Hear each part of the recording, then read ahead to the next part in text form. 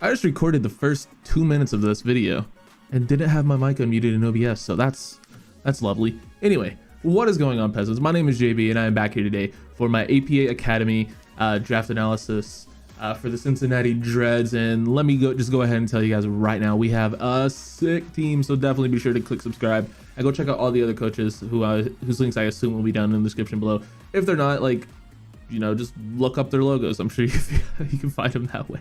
Now, I'm sure their links will probably be in the description. Anyway, as you can see, there were two pools, pool 1 and pool 2, and you can see we had the second pick in pool 1. We were right after Shuckle King, so we actually had a very good draft position, and that led to us getting a very good Pokemon round 1. But let's go ahead and go over a few ground rules first and foremost. Similarly to APA main, and I know John and Di talked about this in their draft analysis because they're the only ones I've watched because they're my friends. But anyway, we both leagues, both Academy and main. Academy is just the D League, by the way. Whatever.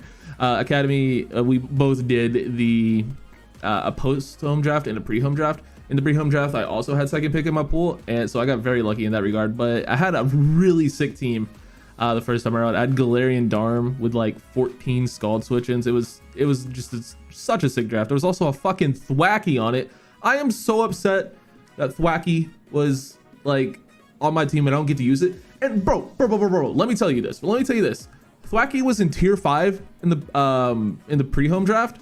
Post-home, they moved fucking Thwackey up to tier 4.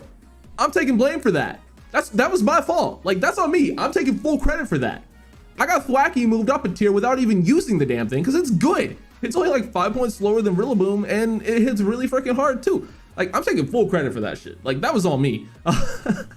Anyway, more importantly, as I'm sure you've heard in the main draft analysis, or if you haven't even, because I know I share a lot of subscribers with my friends in main, so we have the same rule with Gmax, where your Gmax Pokemon has to hold a Pokeball. Otherwise, it's just similar to like every other draft league ever.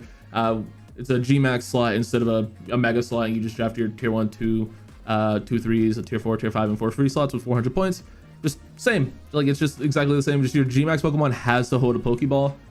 Like, I don't know why. Whatever, that's the rule. We have to deal with it, and you know what? I think it'll be funny. And funnily enough, I happen to have one of the few Gmax Pokemon on my team that gets access to Trick. So, hey man, I'm not complaining too much about that. So without further ado, let's go ahead and get into our first pick here in the APA Academy for Gen 8. Let's just go ahead and see what we managed to grab. I clicked on the wrong slide. Live editing, boys, live editing. It's a struggle. All right, here we go. Let's click on the correct slide this time. Boom. With our first pick, we got Melmetal. Dragapult went number 1, and I was like, there's really nothing else here that's fun because Aegislash was banned. I think Mew got banned as well. And then like Libero Cinderace was banned. I'm like, bro, there's nothing fun. I'm not taking Rillaboom number 2 overall. Oh wait, Melmetal's allowed?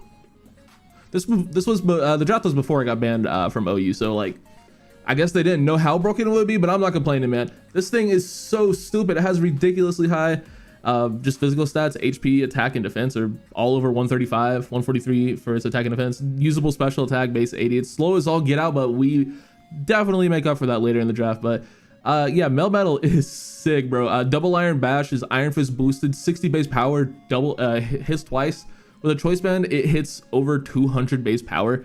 It's absurd how hard this thing hits. I know it's without a choice band even. It's just Iron Fist boosted, and then it's like 90 base power each time because of stab, so it's 180, and then Iron Fist boosted easily puts it over 200 base power. Like, this thing is dumb. This thing hits so stupid hard. Like, so my main goal was like, hey, I have a Melmetal. I just want to click buttons. I want to do everything I can to make this Pokemon succeed and just get a ton of kills with it. That's my goal. To just kill all the things. So one of my main goals with building around this thing was I need basically I just need ways to get rid of opposing steel types. Like, I need ways to pressure the shit out of them, and I think Melmetal can be free to just wreak havoc.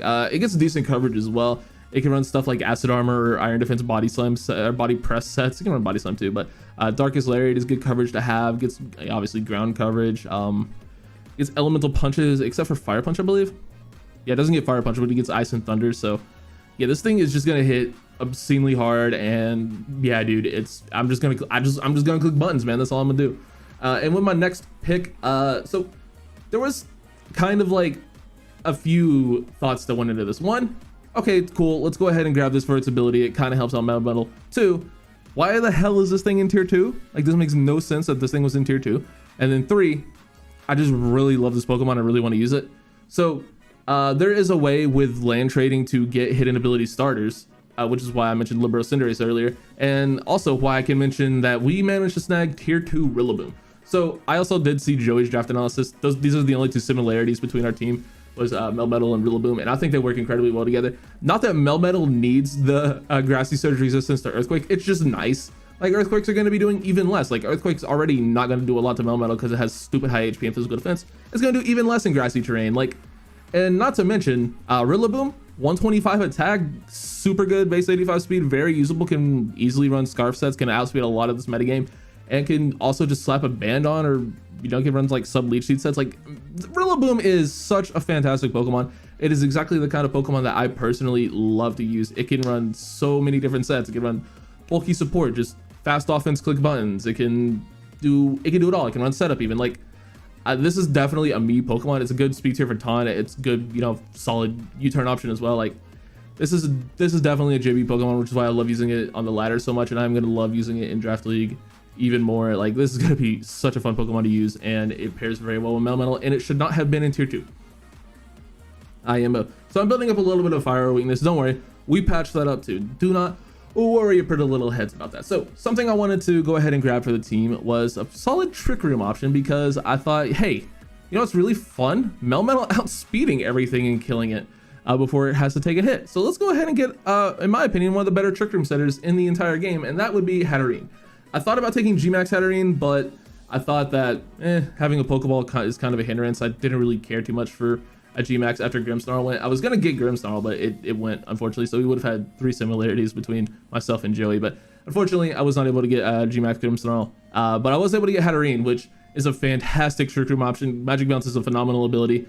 Not letting spikes go up for Melmetal, and Melmetal, not having to take chip, like on switching, like just being able to bounce those back and keep Melmetal at full health, or even Toxic Spikes as well for like Rillaboom and the rest of the team. Like, Magic Bounce is a fantastic ability, and Hatterene is decent enough on its own. Like, obviously it's still an OU Pokemon, has a ridiculously high special attack stat, good bulk all around as well. Its HP is pretty low, but it has 95 defense, 103 speed F. Like, it can lift some hits, decent usable physical attack stat as well if like there's a quad effective like water ground type or something, like if I need to power whip something, wink wink nudge nudge. But yeah, it gets some usable moves. Like, Nuzzle's really annoying to deal with. It's Thunder Wave that doesn't miss, so I don't have to ever worry about missing a Thunder Wave if I want to paralyze something. Good coverage like Shadow Ball, obviously Psychic Stab. It has the rely on Dazzling Gleam for Fairy Stab, which kind of sucks, but it has Aromatherapy as well, which is something nice. And like I've already mentioned, it's a fantastic Trick Room setter. And something else fun, Trick Room Healing Wish. So say my Melmetal gets weakened early game and I'm not able to get Trick Room up, I can go into a Hatterene, run like a Sash set, click Trick Room, and then Healing Wish my Melmetal back to full, and then still have 2 turns to just click buttons with a full health Melmetal. Hey man, sign me the F up. That's gonna be stupid. And obviously I think Hatterene, just pinning on Magic, would just be a win con in and of itself with like Calm Mindsets. Like, Hatterene's a phenomenal pairing with Melmetal and Rillaboom respectively. Next up, I wanted just something to just break steals. I wanted something that Steel types cannot switch into. Most of them anyway, except for like Steelix. Spoiler alert, this is a physical attacker. But I also wanted something else that could potentially abuse Trick Room, and also, potentially not have to worry about having Trick Room, and also having literally 0 switch-ins. And that is my boy Sirfetchd. Sirfetchd is going to be so much fun. If you could not tell, my entire philosophy with this draft was click buttons, forehead. Like, forget predicting. I'm just gonna attack. Like, show me your switch-ins. Is basically the idea of this draft. For Sirfetchd, has a stupid high physical attack stat, base 135. A very solid speed tier for what my team has going at this point. It can run fast and outspeed like bulkier walls and stuff, or I can slap it, minus speed nature, 0 IVs, and it can, be a very usable Trick Room option as well. Scrappy is a phenomenal ability. It makes close combat, like unresisted to everything. Obviously, like it's still, you know, fairy resisted, but I can just click close combat. I don't have to worry about predicting a ghost type coming in. And also it's immune to intimidate now, which is a nice little buff. And yeah, Sirfetchd also has a very decent move pool. It is my first defogger, which, spoiler alert, probably never bringing that. But it gets like stuff like Brave Bird, it gets knockoff, Leaf Blade, First Impression, Poison Jab, very solid coverage. Quick Attack is something I lost to a PTL. That's probably been uploaded by this point because I'm recording this on the 1st. Actually, it's technically the 29th. Well, it was the 29th when I started recording, and it's just went over to the 1st, so whatever. Yeah, all in all, Sirfetchd, it's just gonna click close combat and nothing's gonna switch into it. I'm gonna break steel types and it's gonna be fun. Next up, I was like, I should probably get a fire resist, right? Let me look for water types. I don't have a dragon yet either. Wait, what the hell? Why is this thing still around in round 5? Hey, that's a quad resist of fire, right? Hey, you know what? It would be really good on this team. Another Pokemon that could just click a button and get a kill. I don't know how this is possible. Like I really don't. I got Dracovish in round 5. Do I even need to say anything? Like, it's round 5 Dracovish. Excuse me? I already have Melmetal, Rillaboom, and Sirfetchd. Like, physical walls do not exist to this team. Granted, everyone's gonna run full physical against me, but that just means the few special attackers I have are gonna have a field day against those teams, right? Right? That's what that means. Hopefully, we'll find out. But yeah, it's round 5 Dracovish. It's a great fire switch-in. Just have to avoid getting Will-O-Wisp. But if I'm playing Cinderace and I know they're going for Powerball, hey look, you're doing like 32% because I have good bulk, 90 HP, 100 defense. Oh, and did I mention Strongjaw, Fishious Rend? Also, did I mention that Sand Rush is allowed? Wink, wink, nudge, nudge for the rest of the team. For an upcoming member. Yeah, yeah, this thing's stupid. Fishious Rend is going to be just dumb to click against certain teams. It gives good coverage as well. Dark, ground, fighting, psychic, like it's really good. So next up was the first and only time I really got sniped in this entire draft. I wanted Chandelure for this team so badly. It gave me a ghost type, which obviously ghost types are phenomenal in the current metagame. It gave me a fire type and it gave me another trick room option. It gave me a fire immunity as well, which would have been really nice for the team. Unfortunately, it got picked like a couple picks before me, and I was super sad about that. So I decided to go ahead and grab a Pokemon that, you know, helps my speed tiers a little bit, and it's still a fire type and also gives me a ground to poison. So we went ahead and grabbed Salazzle. I actually had Salazzle in the pre-home draft that we did as well, so I managed to keep at least one Pokemon from that team. Not that it really matters, and I guess kind of too, because I had Thwacky. You know, I have Rillaboom, so I guess kind of too. Not really, because they're not the same Pokemon. But Salazzle's dope. Just free Toxics versus the entire Dex is going to be really cool because of Corrosion, so I can just click Toxic. Sub-Toxic sets are disgusting. I can just run like nasty Plut sets and just, you know, spam very spammable dual stabs and poison and fire, and then it gets okay coverage, stuff like Dragon Pulse. It gets knockoff, post home. It doesn't have the best coverage, but it's a really good fast fire type, good grounded poison. Helps me with steel type. So hey, very solid Pokemon all around. Fills a couple holes for the team, and it should be pretty solid in doing that. So next up, slide was messed up, so I had to go in and do a little bit of editing myself. This is another Pokemon I kind of just wanted. I could have, you know, tried to get something better, but I didn't. I wanted this Pokemon, so I took it. So we just took more Pico. Like Shay and I were talking about, you know, building draft plans. You can see he's in pool 2. I'm like, yeah, we should both draft more Pico. And then I was like, yeah, we should totally both draft more Pico. And then spoiler alert, we both drafted fucking more Pico, and you know, here we are. More Pico's dope though. Like, it's actually pretty damn decent. I don't know why I took it this early. I guess I was kind of worried about it, and also because I didn't know what I wanted to do with the rest of my draft, and I know I wanted more Pico, so I just went ahead and took it. It's pretty damn decent. I think it's gonna be really fun to use in League. Like, honestly, it's gonna be a fun Pokemon that can hopefully come to most games and just be annoying. Like, Aura Wheel's really spammable because it switches your type, and yeah, it gives you a +1 speed boost, so this thing can get out of hand speed-wise very quickly, and can get spam moves, man. Like, having a decently fast rapid spin option is nice. You can also parting shot out, which is really cool, and it has decent coverage in and of itself. Like, Seed Bomb, Stomping freaking Tantrum, Psychic things, Outrage, even like Ice Fang if you need to hit something harder than with Seed Bomb, like a grass type or whatever, or not a what type was I thinking? I don't know what type I was thinking. I just went completely brain dead. But yeah, more Pico, rapid spin support, decent dark type, and really fun Pokemon. Mainly the last one. Mainly it's just really fun, and I really wanted to use it, so I took it. Next up, I went ahead and grabbed my Gmax. There were like only 2 other people that needed a Gmax, and I was gonna grab Sandaconda for the longest time, but again, that was also something that got sniped. So unfortunately, no Sandaconda. So we're not gonna have like you know, that sort of sand option for Dracovish. Actually, we're gonna have exactly that sand option for that for our Dracovish. I don't know what I'm saying. So I just spoiled I just spoiled 2 picks after this. But anyway, my Gmax, I went ahead and grabbed Orbeetle.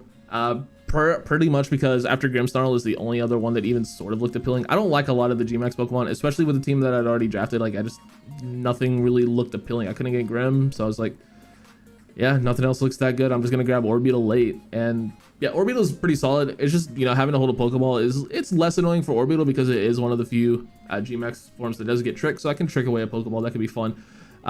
Gets U-turn, gets sticky webs, can, you know, run some funky setup stuff with like Iron Defense. It gets Calm Mind as well, Body Press. It gets some fun moves. It could be decent. Like, mostly it's just a webs button in case I don't want to bring Trick Room or Sand one week. Spoiler alert, spoilers, but or if I don't, you know, feel the need to slap Scarf someone. It's webs, dude. Webs with like friggin' Dracovish. Why do I need to explain that? Why am I harping on it so much? It's a decent Pokemon. It was the only okay Gmax left, so I took it. Okay. Next up, I wanted another Trick Roomer. And after losing Chandelure, I needed a ghost type still, so I put 2 and 2 together. I went ahead and grabbed Dusknoir. Dusknoir gives me a decent ghost type. Like, it's okay. It's nothing special. It gets pretty damn good coverage, to be honest. Like Elemental Punches, Earthquake, obviously Ghost Stab, fighting coverage as well. But 2 things it does get, obviously, is Trick Room and freaking Memento. So I have 2 ways of setting Trick Room and then just getting my Melmetal in immediately next turn. Both of my Pokemon that set Trick Room could just do that. Also, Chandelure could have done that too, so that would have been, that's why I wanted Chandelure originally. Like, man, this is gonna really suck not having 2 ways to just auto get in my Melmetal. But you know, Dusknoir does the job. It's just not as good. Like, having the Fire Muni would have been just better for the team. Would have freed up a slot that I could have taken. Not you know, I could have taken something else and probably had a much slower team, but whatever, dude. We have Dusknoir, good fun move pool, good Trick Roomer, has Memento. You can Melmetal in and click buttons for 2 turns in Trick Room. Yeah, it's fine. Next up, I did want to go ahead and get something that could set Sand for Dracovish in case I wanted to bring it. It was between Gigalith or a ground type, and I went ahead and grabbed the ground type. So we have Sandaconda. It's not auto Sand, but Sand Spit, it's pretty fine. Like, I do have some cool sort of techie ways that aren't really all that tech at all, that I could just, you know, get Sand Spit activated and then just bring in Dracovish after. Like, it should be fairly obvious what I'm talking about, but I'm not going to say it out loud. I'm going to make you work for that. But it's a pretty solid ground type all around, especially getting it this late in the draft. I thought it was decent enough value. Good Stealth Rocker, can glare things. It should be fine. It gets some fun moves as well, like Coil, Body Press, stuff like that. It'll be decent. Whatever. And then last and certainly not least, I only had room for another tier 5. And let me tell you something about Academy, dude. Tier 5 is so unbelievably bad. It's so unbelievably bad. There's literally nothing good. Especially as your last pick. Like, there was, like, I just wanted something with a decent special attack stat, and like that was hard to find. There wasn't much even there with like a respectable special attack stat. So I went ahead and took a Pokemon that may or may not come to a game. What I'm honestly considering is just rotating, like using my transactions, just rotate the slot in and out for like just to mess with my opponent week to week. Like, it's just, tier 5 is that like barren. So I probably won't do that because I actually do have a couple of transactions in mind, but I'm probably not going to do any unless the team starts off really bad. But anyway, our last pick for APA Academy was Bellossom. It was a good special attacker. I wanted another special attacker. That's literally it. Like, there was nothing else in tier 5 that even resembled a decent special attacker, and it has Quiver Dance. It can work in Trick Room too if it just wants to like run a spec set. Instead of running Quiver Dance, obviously I want to run Quiver Dance Trick Room, and that's not what I was saying. I'm saying it can do both. Has Shrink Step, which is just annoying. It can, yeah, it gets Moonblast, which is weird. It gets Giga Drain. It's okay. It gets Sludge Bomb. It's a decent special attacker. That's really all there is to say about Bellossom. That's the only reason I took it, and that's pretty much gonna do it for the team. I think it's really fun. I think I don't think it's top heavy. I think it's very physically based, obviously, which, do I care? No, not really. I think it'll be a ton of fun to just click buttons and force my opponents to deal with it. But especially with the lack of Intimidate this shit, I'm gonna bait like every Will-O-Wisper ever, which is why Chandelure would have been so nice. But I think we'll have a ton of fun with this team, and I can definitely see it doing well. Let me know what you guys think my kill leader will be. This is a 12-week season. Let me know what you think my record will be. We play our boy Sir Jorge De Great week 1, Santa Eggy, so that should be a pretty fun matchup. And yeah, that's really all I have to say about this one. Thank you guys so much for watching, and I'll see you all then. Peace.